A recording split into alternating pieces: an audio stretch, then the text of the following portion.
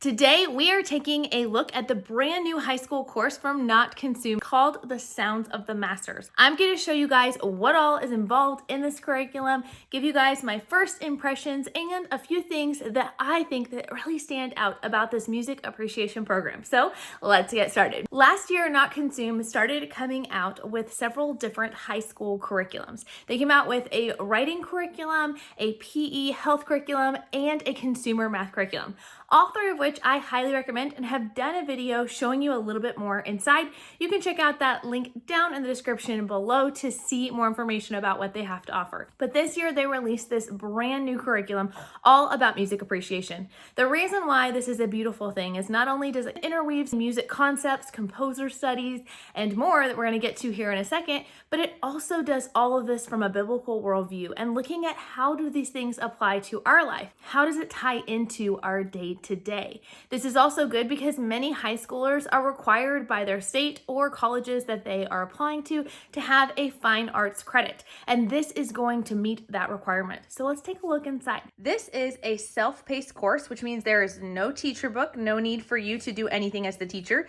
There is an answer key guide for the midterm and the end of the year test that will be digitally added to your cart when you purchase this curriculum. It goes through 7 different time periods of music, and you'll see more about that. It also has an introduction lesson, a midterm assignment, and then an end of the year final assessment, and we'll take a look at those. Each lesson is designed to be done over a series of a couple of weeks. You'll see that lesson 1, day 1 is at the top of these 2 pages.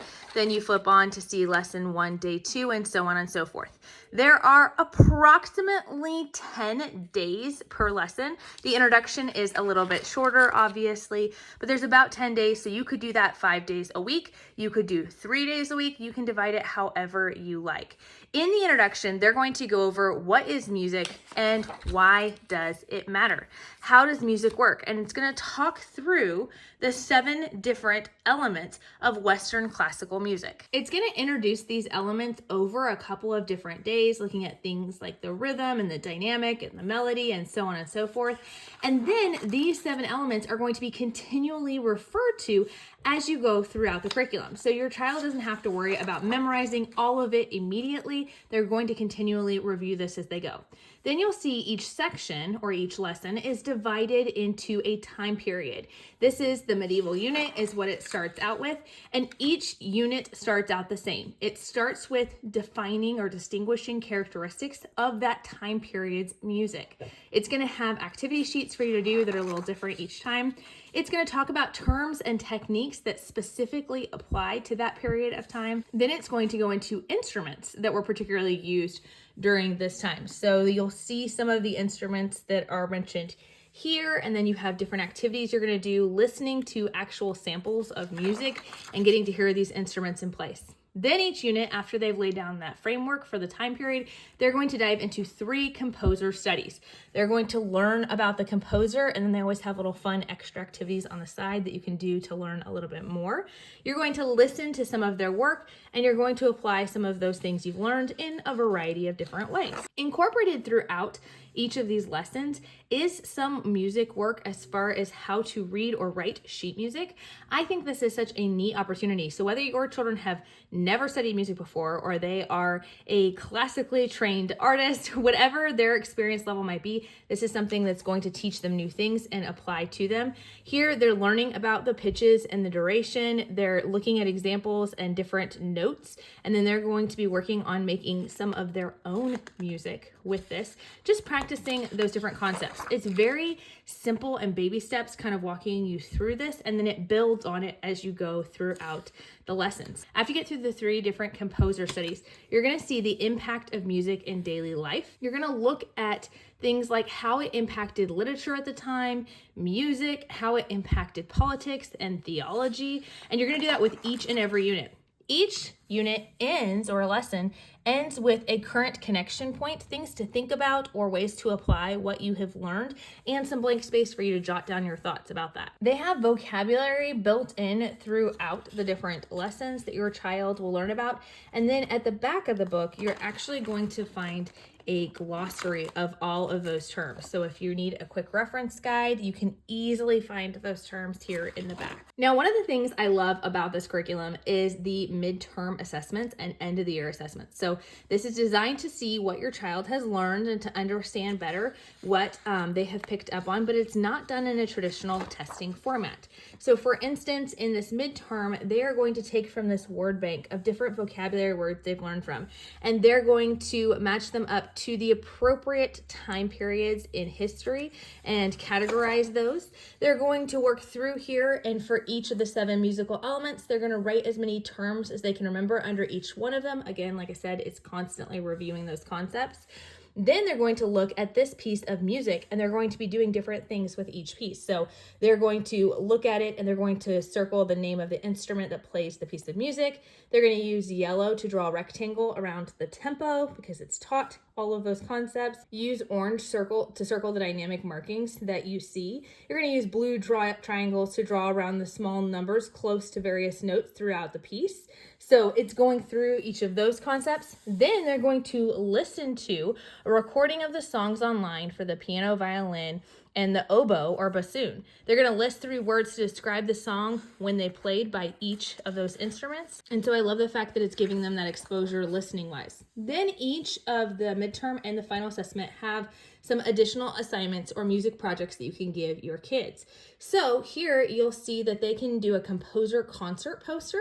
So they're going to design one based on one of the composers they've learned about, or they've got an opportunity to write a newspaper article on one of their composers, and then it has everything you need to actually give that assignment to your child.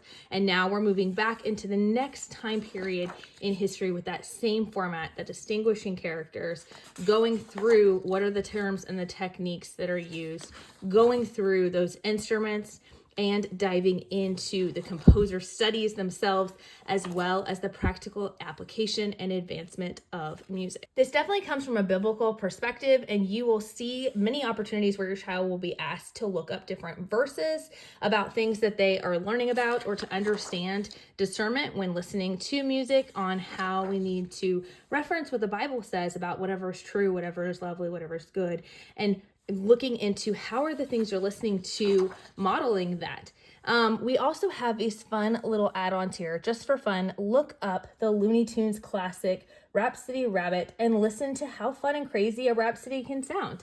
So this is a great thing to have those extra fun opportunities inside of the curriculum. Now you'll see that the last unit is on the 1920s to present. So you're going to see fun things like this timeline. It's going to walk your kids through the phonograph and understanding jukeboxes and the Walkman and cassettes and digital streaming services. So I love the fact that it kind of covers the whole gamut of information when it comes to those things. And then it brings us to our final assessment. And I love these assessments so much. I want to show you guys inside what they look like. So here you're going to name each of the composers.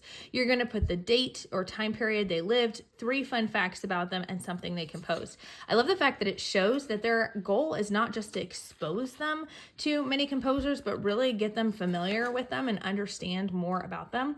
You have questions that you're going to fill out in a more traditional sense here. And then here, you're actually going to pick a song from the 20th or 21st century, and you're going to create questions for your own music analysis. You've got your final project here, which is either making your own Sounds of the Makers podcast, where you're going to list several questions to interview composers and then come up with the answers.